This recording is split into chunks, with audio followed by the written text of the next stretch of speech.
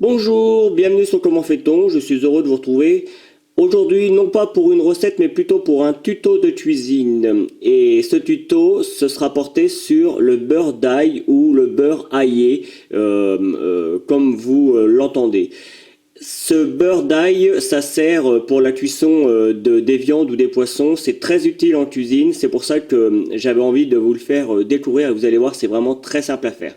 Je vous donne les ingrédients juste après. C'est directement sur la vidéo maintenant. Donc, c'est parti. Pour faire le beurre d'ail, alors à ne pas confondre avec le beurre escargot, même si c'est assez ressemblant. Là, c'est vraiment du beurre avec de l'ail, point final. Le beurre escargot, c'est une recette un petit peu plus sophistiquée. Il faut des échalotes, il faut de la ciboulette, du persil. Donc, je la ferai, mais un petit peu plus tard. Là, pour l'instant, on se concentre sur le beurre d'ail. Ce beurre peut s'accompagner et s'accompagne très bien avec les poissons, avec la viande.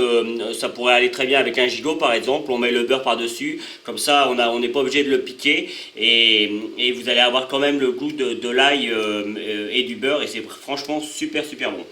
Et vous allez voir, c'est très simple à faire. Dans un premier temps, on épluche évidemment l'ail. Moi, je les coupe toujours en deux parce que j'aime bien enlever. Vous voyez, là, on voit, on a une petite partie verte. Ça, c'est le germe de l'ail. Et c'est en général la partie la plus difficile à digérer. Alors l'ail, ça reste difficile à digérer. Hein, pour tous ceux qui aiment ça, ils le savent. Mais quand on enlève le germe, il est un tout petit peu plus facile à digérer. Donc, c'est toujours bon à savoir. Hop, je pousse un petit peu mon beurre. On a besoin après pour faire cette recette d'un mortier. Alors un mortier c'est juste un récipient. Alors moi c'est de la pierre. Hein. On en trouve assez facilement dans le commerce. Ça coûte pas très cher et quand on cuisine assez souvent, c'est assez pratique d'en avoir un. On peut faire plein de choses avec le mortier. Et donc la technique est très simple. Hein. On met notre ail dans le mortier et on va l'écraser jusqu'à obtenir une espèce de pâte. Hein. Voilà, on y va, on écrase. En fait, au lieu de le découper, le fait de l'écraser, ça garde toute sa saveur. Donc, je ne vais pas faire toute la vidéo sur l'écrasement des têtes d'ail, hein, des gousses d'ail. C'est assez simple, mais il faut qu'elles soient bien écrasées. On peut, j'avais mis mon beurre, mais c'était pour une autre recette. Donc on peut prendre le beurre et le sortir un petit peu avant pour que lui aussi soit un petit peu plus facile à travailler.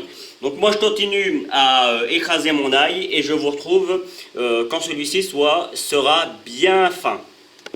Mon ail est maintenant bien écrasé, vous voyez, ça fait comme une espèce de pommade. On va donc maintenant y rajouter notre beurre. Et là, même principe. C'est pour ça qu'il faut qu'il soit assez facile à travailler. On en met un petit peu, on le travaille et dès qu'il est aplati, après tout dépend de la grosseur de votre mortier, mais en général ils sont plutôt petits. Et puis après on travaille jusqu'à obtenir quelque chose de parfaitement homogène et que tout soit bien mélangé. Hop. Et quand tout sera, comment dire, quand le beurre aura une consistance assez homogène, on pourra y rajouter un petit peu de sel et un petit peu de poivre. Notre beurre d'ail est presque terminé. Comme je vous l'avais dit, je vais y rajouter un tout petit peu de sel. Moi, j'en mets jamais trop de sel. Je préfère mettre un petit peu plus de poivre. Mais c'est pareil, hein, après, c'est vraiment histoire d'assaisonner le beurre. Une petite pincée de sel, une petite pincée de poivre.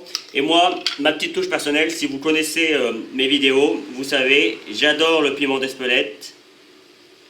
En plus, ça donne une petite couleur. C'est plutôt joli. Et puis, c'est reparti. On mélange tout ça. Vous voyez, hein, le beurre, là, il commence à bien se travailler. Donc là, c'est parfait. Je vais encore mélanger pendant 2-3 minutes. Et puis, on pourra le sortir du mortier et commencer à le rouler de façon à ce que ce soit plus facile après pour le découper. Une fois que l'on a fini d'aplatir le beurre et puis que l'ail soit bien mélangé ainsi que le sel et le poivre, on va maintenant lui donner sa forme initiale. Alors on pourrait le garder comme ça et puis à chaque fois que vous avez envie comment dire, de vous en servir, vous en prenez un petit bout. Mais ce genre de beurre, ça ne se garde pas très bien au frigo et puis ça a tendance à donner des odeurs dans le frigo, c'est pas cool.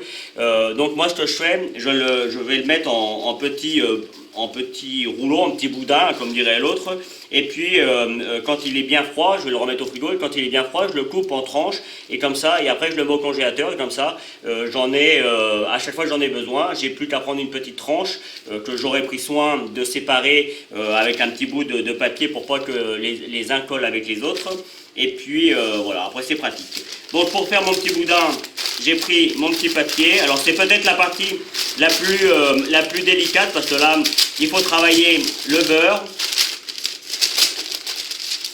Alors moi je fais comme ça, mais évidemment j'imagine qu'il y a plein d'autres manières de faire. Et vous voyez, je vais l'aplatir gentiment. Hop, je recommence. Je reprends mon petit bout. Et je recommence l'opération jusqu'à ce que j'obtienne la grosseur que je veux obtenir, enfin que je souhaite. Voilà, vous voyez. On peut le faire aussi avec du papier film, hein, mais vous voyez, avec le papier alimentaire, ça marche très bien.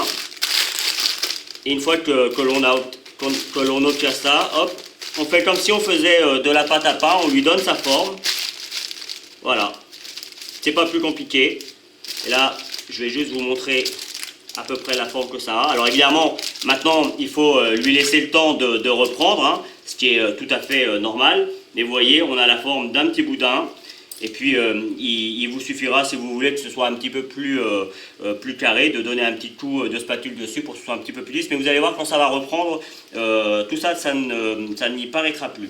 Donc, je vais le rouler une dernière fois, je le mets au frigo, je vais le mettre au frigo toute la nuit. Et puis, comme ça, demain matin, j'aurai plus qu'à le découper et je finirai ma recette là-dessus. Mais si vous voulez vous en servir tout de suite, vous pouvez. Et si vous voulez le faire durcir plus vite, vous le mettez un petit peu au congélateur, hein. Le beurre, ça reprend très vite. Mais franchement, là, c'est mieux de le laisser tranquille. On le met au frigo. On l'enveloppe bien, hein, par contre. Hein.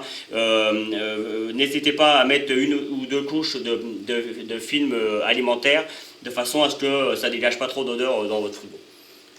Et voici le résultat après une nuit au frigo.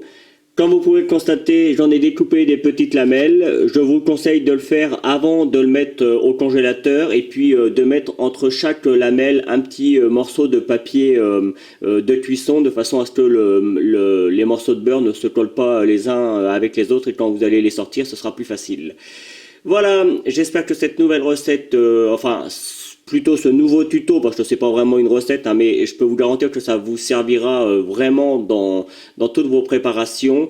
J'espère que celle-ci vous plaira. En tout cas, moi j'ai pris comme toujours beaucoup de plaisir à la réaliser. Juste après, vous allez retrouver le lien qui va vous permettre soit de vous abonner, soit d'aller sur mon site www.commentfaiton.com. Je vous donnerai deux autres recettes qui correspondent un petit peu à celle-ci, soit des sauces ou autres recettes voilà, qui pourra vous aider dans votre quotidien. Vous allez également, et vous avez certainement dû voir apparaître les liens également qui vont vous permettre d'aller sur Facebook, Twitter ou Instagram. N'hésitez pas. À bientôt sur Comment fait-on. Vous pouvez vous abonner maintenant soit ici dans le coin. Allez sur mon site internet où vous retrouverez toutes mes recettes et puis consultez les deux vidéos qu'il y a ici qui correspondent à des vidéos que soit je vous ai données dans la recette, soit qui correspondent à la recette en question. A bientôt sur Comment fait-on.